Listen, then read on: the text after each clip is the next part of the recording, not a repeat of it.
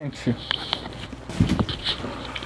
assim, eu fico vendo aí as notícias, né, o noticiário do que acontece no Brasil e no mundo e tá se especulando muito sobre a questão da Fazenda, né, da participação do cantor Negro do Borel, que está sendo acusado que foi indiciado por espancamento da esposa Duda Reis, né, da ex-noiva, que eles iam se casar.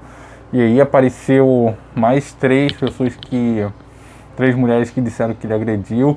Independente disso, eu não vou entrar no mérito do indiciamento dele.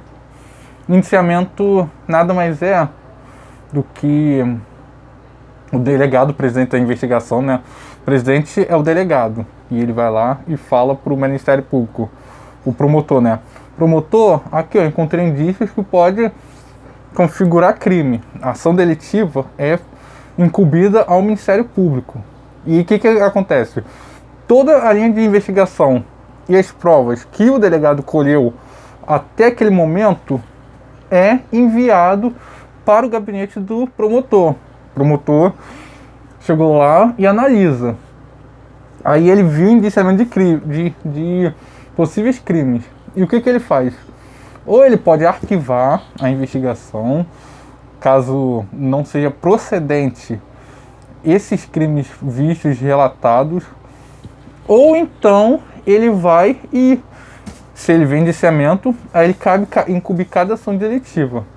Aí, por exemplo, no caso em questão do Negro do Borel e da Duda Reis, se for confirmado as agressões, isso aí quem vai dizer é a justiça, a gente não sabe de nada, né? Porque foi indiciamento e não foi nem agressão física, é agressão psicológica e tudo mais, da ordem da psicológica, porque entrou em vigor uma nova lei que foi aprovada pelo Senado e julga a respeito dessa questão da violência psicológica, que seria o fato de ela ter sofrido xingamentos, agressões verbais, ou mesmo algum tipo de dependência emocional proibitiva, por exemplo, ele não deixar ela trabalhar alguma coisa, ou a questão da traição, que no início do ano a Duda Reis falou que traiu e ficou roubando dela. Isso se configura, pessoas que traem também se configura como violência psicológica.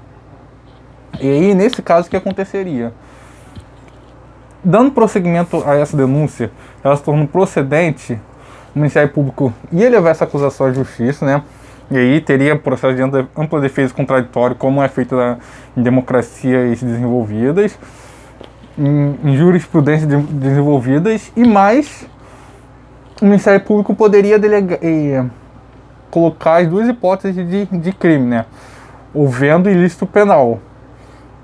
Se for em concurso material formal ou é crime continuado. E essas duas matérias seriam o quê? Concurso material formal seria se ele fizesse um crime, né? E se ele tivesse mais de um crime. Aí cada crime é como se ele tivesse feito crimes distintos. Se fosse crime continuado, seria, por exemplo, ele ter feito uma coisa com ela e vamos falar dessa questão da agressão, né? Se ele agrediu ela mais de uma ocasião. Tá falando aí que em Portugal ele levou ela para um show.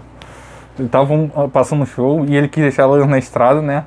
Então, se isso for procedente, ninguém está dizendo que é, mas se for procedente, o promotor de justiça, segundo essa narrativa da concurso formal, né, que assevera os crimes, torna mais grave, ele teria cometido um crime lá, depois outro, então as penas se somariam.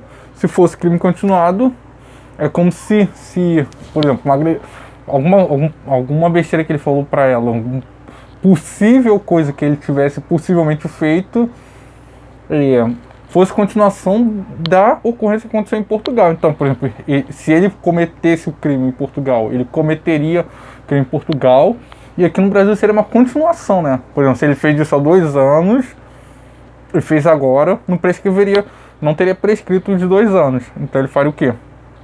Fez lá e agora fez aqui, então seria como se fosse uma continuação. E aí essa pena seria um pouco mais branda, né? Mas vamos estar aguardando aí para ver os próximos capítulos de tudo isso, ok?